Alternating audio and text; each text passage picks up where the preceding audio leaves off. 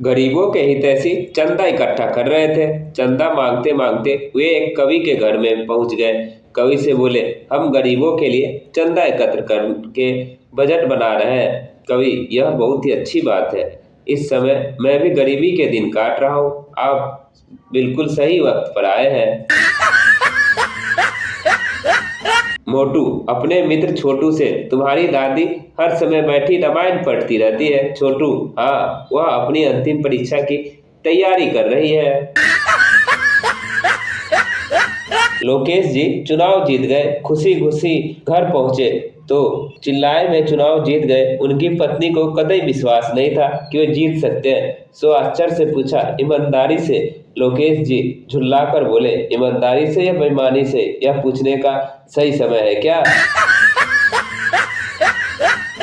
Nurse लपक कर ward से बाहर आई और एक व्यक्ति से बोली, बधाई हो, आपको बेटा हुआ है।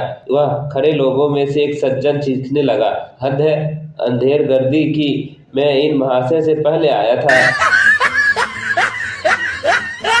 अध्यापक, देखो, तुमने न्यूटन के बाग में पेड़ से सेब गिरते हुए देखा और पृथ्वी की गुरुत्वाकर्षण शक्ति की खोज कर डाली। छात्र, सर, न्यूटन ने बाग में खोज की थी। अगर हमारी तरह स्कूल में बैठा किताबों में दिमाग खपाता तो वह खोज कभी नहीं कर पाता।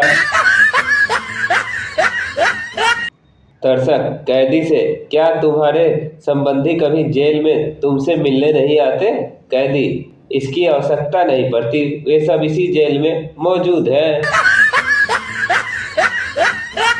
तेज तरार पत्नी ने पूछा, यदि तुम साड़ी पहनकर घर में रहो तो क्या होगा? दब्बू पति, कुछ भी नहीं। पत्नी आंखें गुर्राते हुए, क्यों? पति, क्योंकि मैं घर के कपड़े और बर्तन आज भी धोता हूँ और तब भी धोऊंगा। प्रेमी, मैंने आज तक तुमसे एक बात छुपाई कि मैं शादीशुदा हूँ। प्रेमिका, ओह, मैं तो बेकार ही डर गई थी। मैंने सोचा था कि तुम ये कहोगे कि यह कार किसी और की है। पुत्र, माँ, मैं भी तालाब में तैरना चाहता हूँ। नहीं बेटा, तू डूब जाएगा। पुत्र, लेकिन पिताजी घंटे भर से तालाब में तैर रहे हैं। माँ, बेटा, तुम्हारे पापा का बीमा हो चुका है। संगीत के अध्यापक ने अपने एक छात्र से पूछा, तुम किस ताल के विषय में अधिक जानते हो? छात्र ने तुरंत उत्तर दिया, सर, हर ताल के विषय में अधिक जानता हूँ। नीलू, तुम्हारी बेटी की सगाई को पूरे 2 वर्ष हो गए और विवाह में इतनी देरी क्यों? संगीता, दरअसल लड़का एक वकील है। जैसे विवाह की तारीख पास आती है वह कोई न कोई बहाना बना के आगे की तारीख ले लेता है। टिंकू वधू से, वधू, किसी चीज का लंबा सा नाम बताओ। वधू, रबर। टिंकू, यह तो बहुत छोटा है। वधू, लेकिन इसे खींचकर जितना चाहे लंबा कर सकते हो। नेता, डॉक्टर साहब, कोई ऐसा इलाज कीजिए जिससे मेरा वजन ज्यादा हो जाए। डॉक्टर, श्रीमान जी, आप अपना वजन बढ़ाना क्यों चाहते हैं? नेता, डॉक्टर साहब, बात यह है कि मुझे प्रचार के दौरान चांदी से तौले जाने वाला हूँ। मास्टर, तुम्हारे मस्तिष्क में गोबर भरा है। छात्र, मास्टर जी, यदि मस्तिष्क में गोबर होता तो खाद जरूर होता, तब क्या मेरा मस्तिष्क उपजाऊ नहीं होता?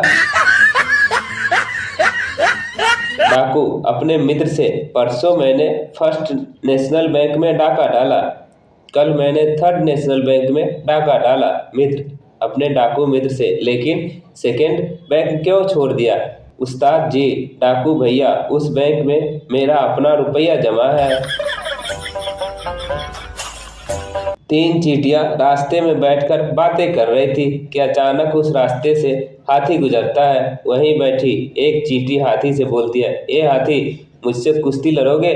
बाकी चींटियां बोली, अरे रहने दे, ये बेचारा अकेला है।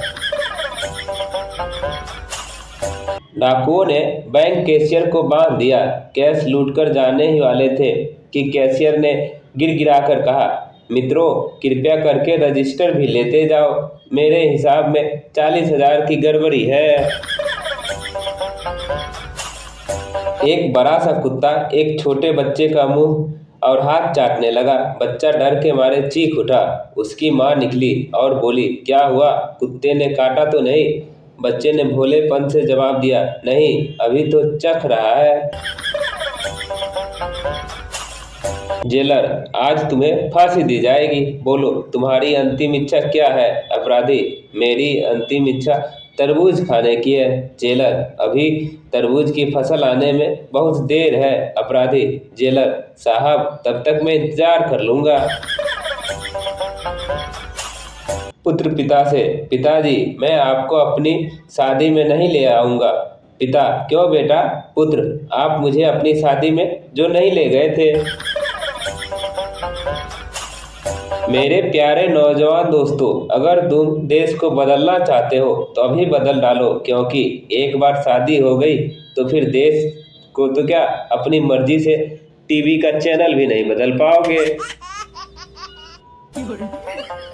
हाल ही में बाबा रामदेव से लंदन एयरपोर्ट पर पूछताछ हुई। ऑफिसर, बाबा जी ये क्या है? बाबा, बेटा जी ये तिल है। ऑफिसर, ओके, ये क्या है? बाबा, बेटा ये जो है। ऑफिसर, ओ, और ये? बाबा, ये आम की लकड़ी है। ऑफिसर, और ये सब? बाबा, ये घी, अगरबत्ती, दही और मेवा है। ऑफिसर, तो आप इन सब का क्या करोगे? बाबा, बेटा जीव जंतु जब सो रहे होंगे, भूत प्रेत सब रो रहे होंगे, ऐसी रात, सुनसान रात, रख दिल पे हाथ, हम साथ साथ बोलो क्या करेंगे? हवन करेंगे, हवन करेंगे। लड़का और लड़की फेसबुक पर चैट कर रहे थे।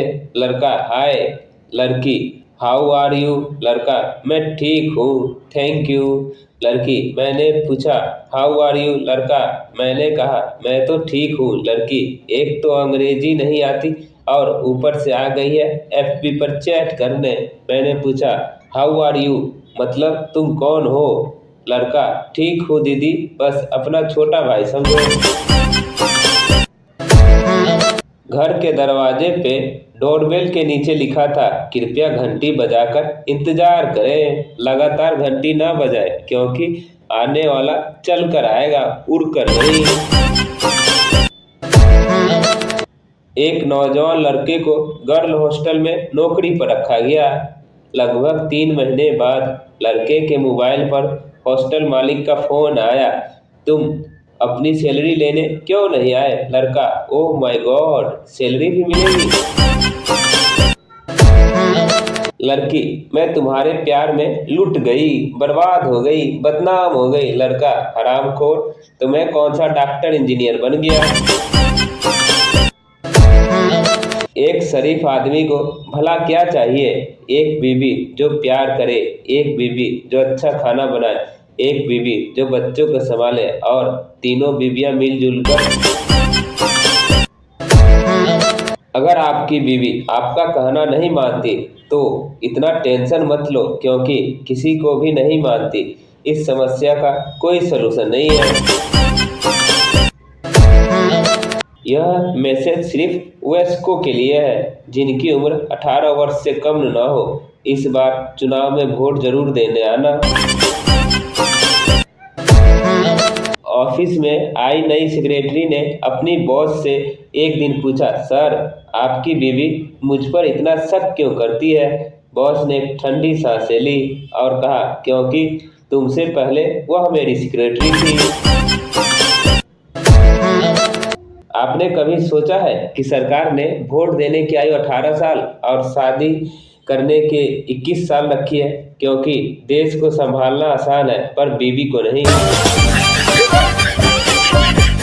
चुनाव जीतने के बाद नेताजी एक गांव में गए और बोले, चिंता मत करो, अब हम आ गए हैं, अब विकास होगा। एक महिला बोली, पिछली बार भी आपने यही कहा था, पर हुई थी पिंकी। संता अपनी गर्लफ्रेंड के साथ पहली बार डेट पर गया तो वह बहुत घबराया हुआ था। बोला, डार्लिंग तुम तो जानती हो मैं पहली बार डेट पर आया हूँ, इसलिए मेरी ओर से अगर कोई गलती हो जाए तो प्लीज छोटा भाई समझकर माफ कर देना। पर्स वह कौन सी चीज है जो पुरुषों को पसंद होती है पर स्त्री को नहीं? उत्तर, खामोशी। महिलाएं अक्सर कहा करती है सारे मर्द एक जैसे होते हैं, तो फिर किसी एक को चुनने में इतना वक्त क्यों लगाती है? दुनिया में दो मुश्किल काम होता है, एक अपना आइडिया किसी और के दिमाग में फिट करना और दूसरा दूसरे की जेब का पैसा निकालकर अपनी जेब में जमा करना। जो पहले में कामयाब होते हैं उसे टीचर कहते हैं और जो दूसरे में कामयाब होते हैं उसे बिजनेसमैन कहते हैं, लेकिन जो दोनों में कामयाब होते हैं उसे बीवी कहते हैं। लड़के हमेशा अपनी प्रेमिका के लिए प्रति वफादार होते हैं, लेकिन कौन सी वाली का प्रति यह शोध का विषय हो सकता है। अर्ज किया है, खामोश बैठे हैं उधर हो मायूस बैठे हैं, बात तो हो कैसे जब दोनों तरफ दो कंजूस बैठे हैं। लड़कियां पराया धन होती है तो लड़के क्या होते हैं? एक नंबर के चोर जिनकी नजर हमेशा पराया धन पर लगी होती है। पड़ोसी की नौकरी चली गई जाए तो रीजन कहते हैं और जब अपनी नौकरी चली गई तो डिप्रेशन कहते हैं। दोस्तों, आपको हमारी जोक कैसी लगती है कमेंट कर जरूर बताएं। अच्छी लगती है तो लाइक कर दें और चैनल को सब्सक्राइब कर दें। और हाँ दोस्तों, अपने दो दोस्तों के साथ भी शेयर करें ताकि वो भी जोक का मजा ले सके। धन्यवाद।